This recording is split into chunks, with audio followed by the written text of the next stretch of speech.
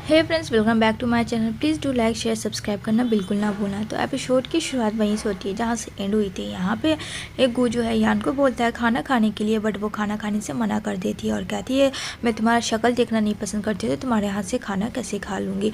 यहाँ पे कहता है सीरियसली तुम्हारे दिल में मेरे लिए ऐसा फीलिंग्स है, मुझे पता नहीं था कि मेरी वाइफ के दिल में ऐसा, मतलब कौन उल्टा जोड़ कोतवाल को ही डांटे, कितने आराम से बोल रहा होता। यहाँ पे कहती है तुम्हें क्या लगता है कि जो तुम कर रहे हो वो सही है? अभी तो मैंने ऐसा कुछ किया भी नहीं है, और जब मैं ऐसा करने लगूंगी तो तुम कहीं के नहीं रहोगे। तो कहता अच्छा तुम मुझे धक्के मार के लात मार के बाहर निकाल दो, कैसा सोचना भी मत कि ऐसा तुम कुछ करोगी, वरना तुम्हें पता है ना मैं घुटनों के बल तुम्हें नाक लगड़ा के और माफ़ी मंगवाऊंगा। क्या तुम भूल गई या फिर याद तुम्हें दिला दूं?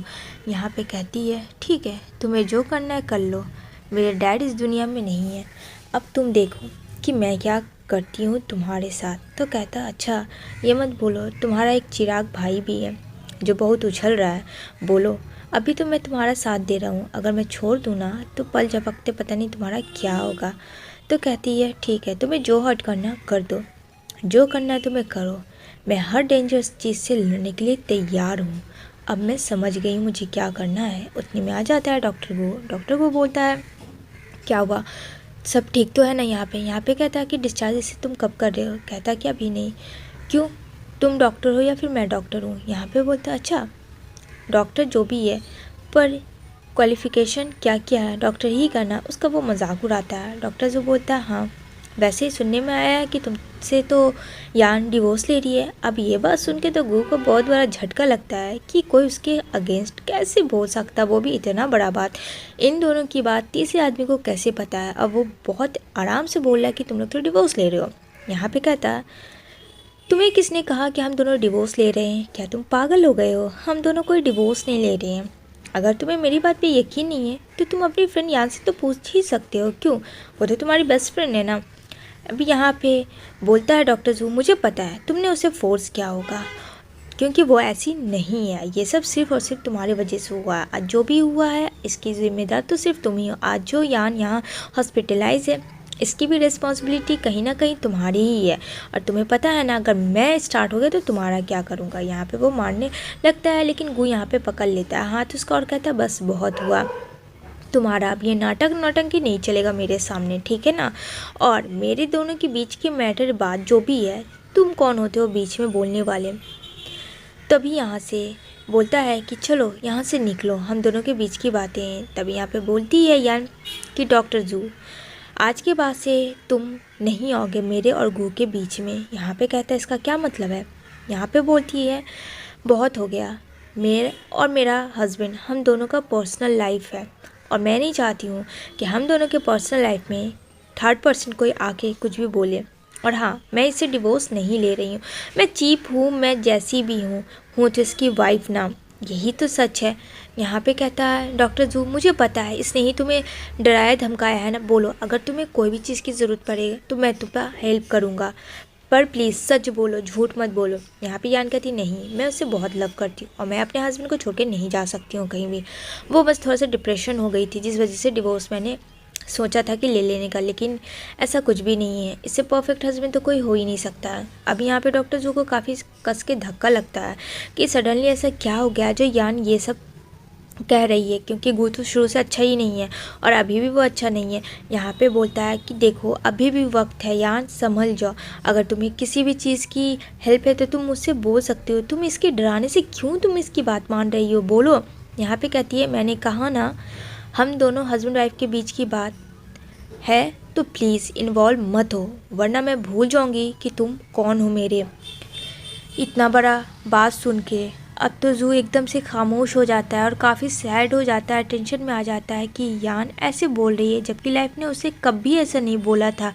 यहाँ पे वो दिल ही दिल में सोचती है कि अगर वो ऐसा ना करेगी तो जू को भी वो हर्ट करेगा, क्योंकि गू ने कभी किसी को नहीं छोड़ा है, तो फिर जू को कैसे वो छोड़ सकता। और एक वही उसका बेस्ट फ्रेंड था, वो नहीं चाहती थी कि उसके वजह से जू को भी कुछ हो। अब गू बोलता है सुन लिया मेरी वाइफ ने क्या कहा, क्या अब अकल ठिकाने आ गया या अभी भी इसके आगे पीछे घूमना? वैसे तो मुझे तुम शुरू से पसंद ही नहीं थे, वो तो मैं बस यान की वजह से तुम्हें झेल रहा था। चलो शुक्र है अब ये भी चीज़ एंड हो गया। तो अब बोलो, अब तुम यहाँ से निकल रहे हो या फिर मैं धक्के मार के तुम्हें यहाँ से निकालूँ? यहाँ पे बेचारा कुछ नहीं बोलता है, एक वर्ड भी, और खामोशी से वहाँ से वो निकल जाता है।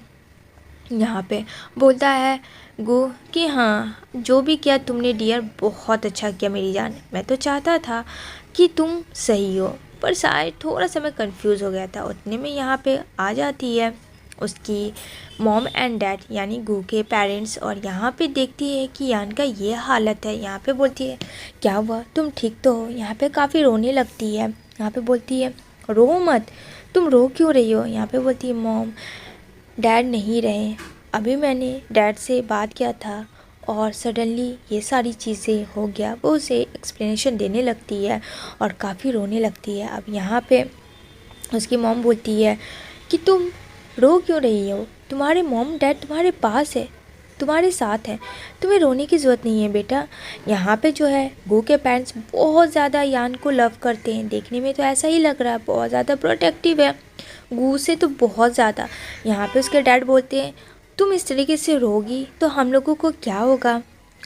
तो यहाँ पे कहती है आप लोग सडनली यहाँ कैसे आना हुआ? यहाँ पे वो बोलते हैं कि हम लोगों का काम ख़त्म हो गया था, तो हम लोगों ने सोचा कि अब बच्चों के साथ रहने का डिसाइड किया जाए। यहाँ पे बोलती है क्यों, सिर्फ काम ही इम्पोर्टेंट है? तभी यहाँ पे बोलता है गू कहाँ है? यहाँ पे वो बोलती है वो तो ऑफिस गए हैं। यहाँ पे वो बोलता है कितना कमबख्त लड़का है, अपनी बीवी को इस तरीके से छोड़ के ऑफिस चला गया। उसे पता है ना कि तुम्हारी इतनी तबीयत ख़राब है, फिर भी तुम्हारे लिए ये इम्पोर्टेंट नहीं है, उसके लिए उसका काम इम्पोर्टेंट है, उसकी तो मैं वाट लगा दूंगा। यहाँ पे बोलती है मॉम उसकी कि बेटा सब कुछ ठीक तो है ना? यहाँ पे कहती है हाँ सब कुछ ठीक है माँ, टेंशन लेने की ज़रूरत नहीं है। तभी यहाँ पे बोलते हैं उसके डैड अभी मैं उसका कॉल लगा के उसका वाट लगाता हूँ। यहाँ पे वो बोलती है डैड प्लीज़ मत करिए कॉल, वो ऑफिस में बिज़ी होंगे। कहता अच्छा तुम्हारे से ज़्यादा उसको ऑफिस में हो गया काम लगने का मन, ऐसा कैसे हो सकता है? क्या मैंने यही सिखाया है कि वाइफ को छोड़ के अपने काम को इम्पोर्टेंट दो? हम लोग वहाँ से छोड़ के अपने बच्चों के लिए आए और वो इस तरीके से कर रहा है।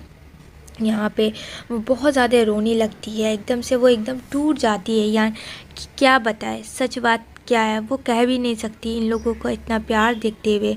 यहाँ पे कहती है सब ठीक हो जाएगा, बस थोड़ा सा वक्त दे दो खुद को यान। यहाँ पे बोलती है हाँ मॉम मैं भी यही कोशिश कर रही हूँ कि सब कुछ ठीक हो जाए। यहाँ पे बोलती है मैं आ गई हूँ ना, अब हम लोग घर जाएंगे, घर जाने के बाद सब कुछ अच्छा होगा, जो तुम बोलोगी जैसा बोलोगी बस वही सब होगा और सब कुछ परफेक्ट हो जाएगा तुम्हारी लाइफ में। और गू को भी हम लोग सिखाएंगे, बहुत ज़्यादा उसका भी देख रही हूँ। यहाँ पे कहती है अच्छा मॉम यूरोप में सब कुछ ठीक है ना? कहती है हाँ यूरोप में सब कुछ ठीक है, तुम टेंशन मत लो, वहाँ ऐसा कुछ भी नहीं है। इसी वजह से तो हम लोग यूरोप छोड़ के यहाँ आए हैं कि मेरी बच्चा कैसी होगी, काफ़ी टाइम से नहीं मिली थी। और गू तो कुछ बताता नहीं है, वो काफ़ी रोने लगती है। इसी के साथ ये एपिसोड एंड होता है।